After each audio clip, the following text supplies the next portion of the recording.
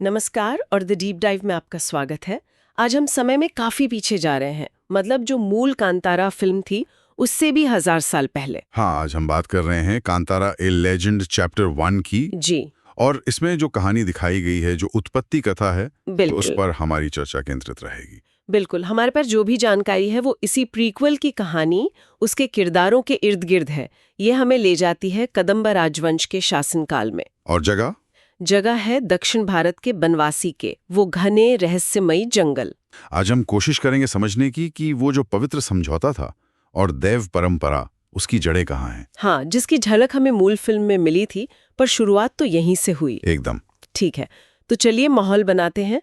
आज से करीब 1000 साल पहले बंगरा नाम का एक साम्राज्य है और राजा है विजेंद्र। हाँ, कहानी यहाँ से शुरू होती है। सही। हाँ, राजा विजेंद्र। कहानी कहती है कि वो काफी महत्वाकांक्षी थे और कह सकते हैं कुछ क्रूर भी। और उनकी नजर थी कांतारा जंगल के उन बेशकीमती मसालों पर। सही कहा। उन्हें इन खास मसालों के बारे में पता चलता है एक रहस्यमयी मछुआरे मायाकारा से। और बस लालच जाग जाता है। तो उन्होंने सोचा होगा कि सेना बेचकर कब्जा कर लेते हैं। हाँ, उनका यही इरादा था, जंगल पर बलपूर्वक कब्जा करना, उन संसाधनों को हासिल करना। लेकिन जैसा हमने पहले भी देखा है, ये जंगल सिर्फ जंगल नहीं है। बिल्कुल नहीं, यहाँ दैवीय शक्तियां हैं, संरक्षक हैं। पंजूर्ली देव और गुलिगा देव। हाँ, ये सिर्फ नाम नहीं है, ये उस क्षेत्र के पूज्य शक्तिशाली स्थानीय देवता हैं। और जब राजा ने जंगल पर नजर डाली तो ये शक्तियां सामने आ गईं। और राजा का सामना किया। हाँ, और नतीजा राजा विजेंद्र की एक हिंसक मौत। ये पहली घटना थी जिसने दिखाया कि जंगल वो अपनी रक्षा खुद कर सकता है। जाहिर है इसका असर तो बहुत गहरा पड़ा होगा। राजा की मौत। हाँ बिल्कुल, उनके जो जवान बेटे थे राजशेखर, वो अपने पिता की ऐसी मौत देखकर एकदम दहल गए। डर बैठ गया मन में। तो जब वो नए राजा बने तो उनका पहला काम था एक फरमान जारी करना कि कोई भी शाही व्यक्ति, कोई सैनिक जंगल में कदम नहीं रखेगा। दैवीय प्रकोप का डर था। अच्छा, तो जहाँ पहले लालच था अब वहाँ डर आ गया। हाँ, डर और दूरी। साम्राज्य ने जंगल से एक तरह का नाता तोड़ लिया, पर यह डर पर आधारित था, सम्मान पर नहीं। तो एक तरफ साम्राज्य है जो डर के मारे जंगल से दूर है। हाँ, और दूसरी तरफ उसी जंगल के अंदर जीवन अपनी ही लय में चल रहा है। एक आदिवासी समुदाय है जो प्रकृति और उन्हीं दैवों के साथ पूरे सद्भाव में रह रहा है, जिनसे साम्राज्य डरता है। और यहीं पर कहानी में वो दिलचस्प मोड़ आता है ना, बच्चे वाला। हाँ बिल्कुल।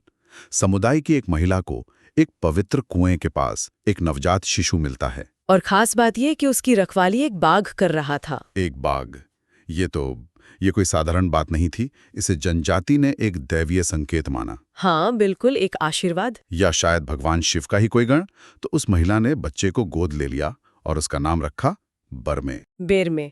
और यही वो किरदार है जिसे ऋषभ शेट्टी निभा रहे हैं। हाँ, यही वो केंद्रीय पात्र है। क्या गजब का विरोधाभास सेट हो रहा है। एक तरफ डरा हुआ साम्राज्य, दूसरी तरफ प्रकृति के साथ जीती जनजाति, और ये रहस्यमयी बच्चा। बिल्कुल, यहीं से भविष्य के टकराव की जमीन तैयार होती है। बाहरी दुनिया का लालच और डर, और जंगल का अपना संतुलन और दैवीय संरक्षण। और इन दोनों दुनियाओं के बीच एक पुल जैसा बनेगा ये बच्चा, बेरमे। हाँ। तो खैर, समय बीतता है, बेरमे बड़ा होता है। कैसा बनता है वो? एक योद्धा। हाँ, वो एक बहुत ही करिश्माई और निडर योद्धा बनता है। अपनी कांतारा जनजाति का सम्मानित नेता। जंगल तो जैसे उसकी रग रग में है। लेकिन उसकी दुनिया सिर्फ जंगल तक तो सीमित नहीं रहती होगी। नहीं, जंगल के बाहर उसका सामना होता है बाहरी दुनिया से, और वहीं उसकी मुलाकात होती है राजा राजशेखर की बेटी राजकुमारी कनकावती से। कनकावती? जी हाँ। जिसे रुक्मिणी वसंत निभा रही हैं। जी हाँ। एक आदिवासी योद्धा और एक राजकुमारी। तो यहाँ एक प्रेम कहानी। वहाँ एक आकर्षण तो पैदा होता है, एक प्रेम संबंध भी पनपता है। लेकिन ये रिश्ता सिर्फ रोमांस नहीं है। अच्छा। इसी दौरान बेरमे बंगरा बंदरगाह जाता है, वहाँ का व्यापार देखता है। और उसे क्या नजर आता है वहाँ? कुछ गड़बड़? उसे एक कड़वी सच्चाई दिखती है। वो देखता है कि राज परिवार उन्हीं के जंगल के मसालों से मतलब कितना भारी मुनाफा कमा रहा है। और उसके अपने लोग जो जंगल के असली रखवाले हैं, वो गरीबी में जी रहे हैं। ये अन्याय उसे कचोटता है। अच्छा, तो यहाँ सिर्फ प्रेम नहीं बल्कि एक सामाजिक चेतना भी जाग रही है। ये बात तो दिलचस्प है। तो बेरमे क्या करता है फिर? बेरमे चुप बैठने वालों में से नहीं है। वो तय करता है कि वो अपने लोगों के लिए, उनकी समृद्धि और सम्मान के लिए खुद इन मसालों की खेती करेगा, उनका व्यापार करेगा। अरे, ये तो सीधी चुनौती हो गई राज परिवार को, उनके एकाधिकार को। बिल्कुल, ये आत्मनिर्भरता की तरफ एक कदम था, लेकिन स्थापित सत्ता को सीधी चुनौती भी। इसका अंजाम क्या हुआ? टकराव तो हुआ होगा। हाँ, जाहिर है। खासकर राजकुमार कुलशेखर से गुलशन देवैया ने निभाया है ये किरदार। कनकावती का भाई। हाँ, वो बड़ा अहंकारी है। उसे लगता है जंगल के संसाधनों पर सिर्फ राज्य का हक है। उसे बेरमे का ये कदम, उसका बढ़ता असर बिल्कुल पसंद नहीं आता। उसे ये अपनी सत्ता के लिए खतरा लगा होगा। एकदम, वो इसे विद्रोह की तरह देखता है। तो फिर संघर्ष बढ़ा होगा। बिल्कुल, कुलशेखर ने सोचा कि वो जनजाति को सबक सिखाएगा। उसने सैनिक भेजे, लेकिन वो आदिवासियों की ताकत को कम समझ रहा था। बेरमे और उसके साथी योद्धाओं ने डटकर मुकाबला किया और शाही सेना को हरा दिया। पीछे हटना पड़ा उन्हें। ये तो उनकी पहली बड़ी जीत हुई। हौसला बड़ा होगा। हाँ, पर कुलशेखर जैसे लोग हार मानते कहाँ हैं। सही बात है। इस हार से उसका अहंकार और भड़क गया। वो गुस्से में पागल हो गया और उसने पहले से कई ज्यादा बड़ी और क्रूर सेना भेजी। इस बार हमला ज्यादा भयानक रहा होगा। बहुत ज्यादा। ये हमला सिर्फ डराने के लिए नहीं था, कुचलने के लिए था। गांव पर बहुत बर्बर हमला हुआ और इसी क्रूरता में बेरमे की पालक मां, वो मारी गई। ओहो, ये तो बहुत बड़ा झटका लगा होगा बेरमे को। व्यक्तिगत क्षति। हाँ, ये उसके लिए एक निर्णायक मोड़ था।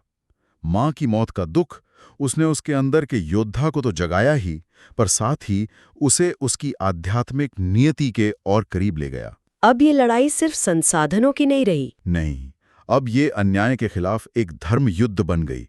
उसका संकल्प और भी पक्का हो गया। तो पालक माँ के मृत्यु, ये लगातार हो रहा अन्याय, ये सब बेरमे को कहाँ ले जाता है? क्या वो टूट जाता है? टूटता नहीं, बल्कि रूपांतरित होता है, बदल जाता है। उसके अंदर का दर्द, गुस्सा, वो उसे एक नई दिशा देता है। अच्छा। जब राज परिवार तीसरी बार हमला करता है, और भी बड़ी ताकत से, तब कहानी अपने आध्यात्मिक चरम पर पहुंचती है। लड़ाई के बीच में, उसी पवित्र कुएं से, जहां वो बच्चा मिला था। हाँ, वहीं से भयंकर रक्षक आत्मा गुलिगा देव प्रकट होती है। गुलिगा देव, वही जिसका जिक्र राजा विजेंद्र की मौत के वक्त भी था। हाँ, वही। और इस बार गुलिगा देव सीधे बेरमे के शरीर में प्रवेश कर जाती है। क्या?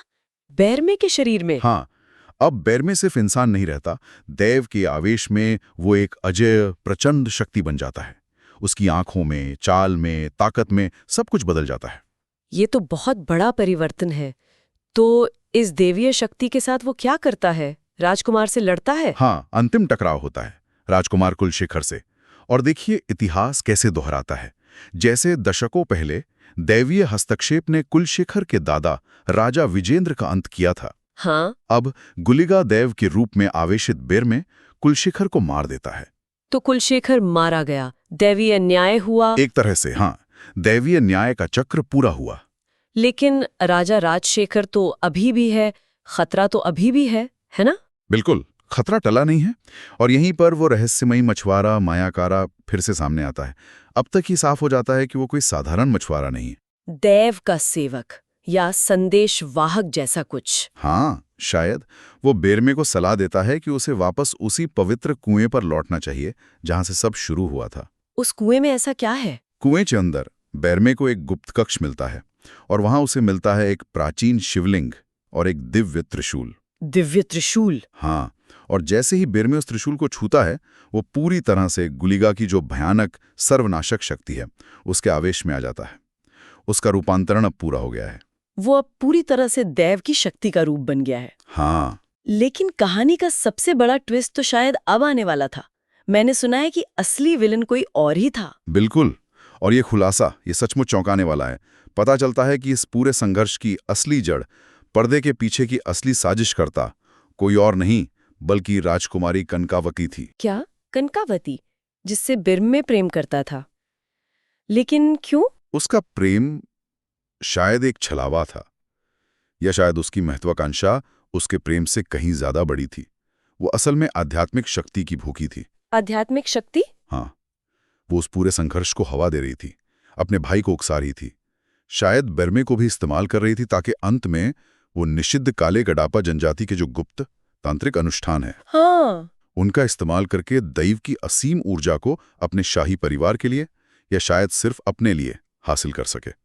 उसका असली लक्ष्य जंगल के मसाले नहीं थे, बल्कि जंगल की आत्मा, दैव की शक्ति थी। ये तो अविश्वसनीय है। मतलब प्रेम और मासूमियत के पीछे इतनी गहरी साजिश। फिर अंत में क्या होता है? टकराव तो हुआ होगा। हाँ, चरमोत्कर्ष जबरदस्त है।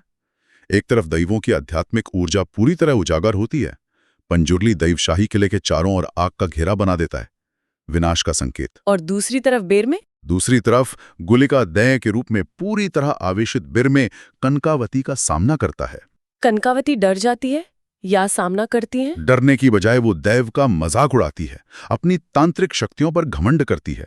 लेकिन तभी एक और अद्भुत घटना होती है। क्या? आवेशित बिर में यानी गुलिका देव घोषणा करता है कि उसका अंत एक दूसरी दैवीय शक्ति के हाथों होगा। नारी शक्ति की प्रतीक देवी चामुंडी। चामुंडी देवी। हाँ, और फिर चामुंडी दैव भी बिरमे के शरीर में प्रवेश कर जाती है। एक ही शरीर में गुलिका और चामुंडी देव, ये तो कल्पना से भी परे है।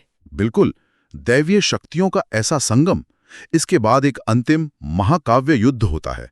कनकावती की हार होती है, उसकी महत्वाकांक्षाओं का अंत होता है। और बेरमे का क्या होता है युद्ध के बाद? युद्ध के बाद आवेशित बेरमे, जिसने अब अपनी नियति पूरी कर ली है, वो गायब हो जाता है।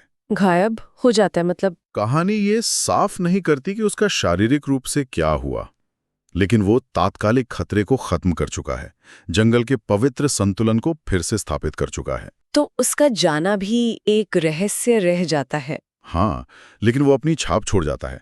वो पहला नश्वर इंसान बनता है जिसने सचमुच दैवीय आत्माओं को अपने अंदर धारण किया।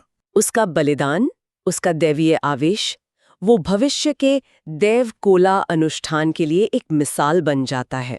वही देवकोला जो हमने मूल कांतारा में देखा था। हाँ, वो पवित्र वार्षिक अनुष्ठान जिसमें माना जाता है कि देवता भक्त के शरीर में आते हैं। बिरमे उस परंपरा का मूल स्रोत बन गया, पहला देव नर्तक।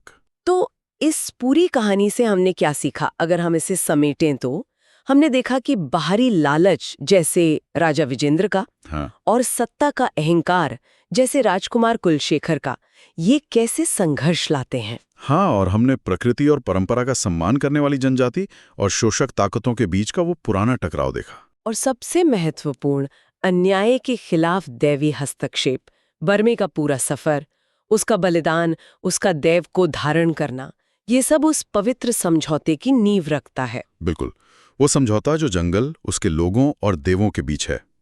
और इसी समझौते और देवोकुला परंपरा की कहानी फिर मूल कांतारा में आगे बढ़ती है।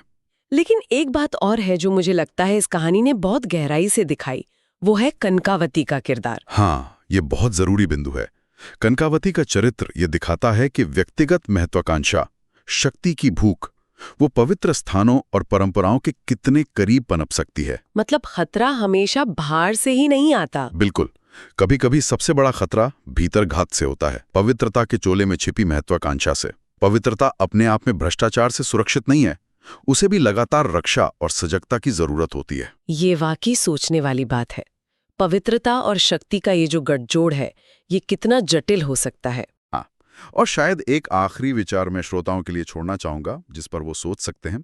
देखिए, ये कहानी बार बार बाहरी ताकतों द्वारा पवित्र प्राकृतिक संसाधनों के शोषण और उनकी रक्षा करने वाले दैवीय हस्तक्षेप को तो दिखाती है। हाँ, ये तो कांतारा का मुख्य थीम है। हाँ, लेकिन साथ ही कनकावती का उदाहरण ये सवाल भी उठाता है कि क्या पवित्रता को खतरा सिर्फ बाहरी ताकतों से है, या फिर व्यक्तिगत लालच और महत्वाकांक्षा जो पवित्रता के दायरे के अंदर ही पनप सकती है, क्या वो ज्यादा बड़ा, ज्यादा धोखेबाज खतरा है?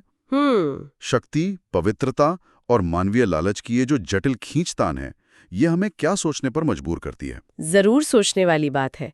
क्या खतरा बाहर ज्यादा बड़ा है या भीतर? इसी विचार के साथ आज की ये गहन चर्चा यहीं समाप्त करते हैं।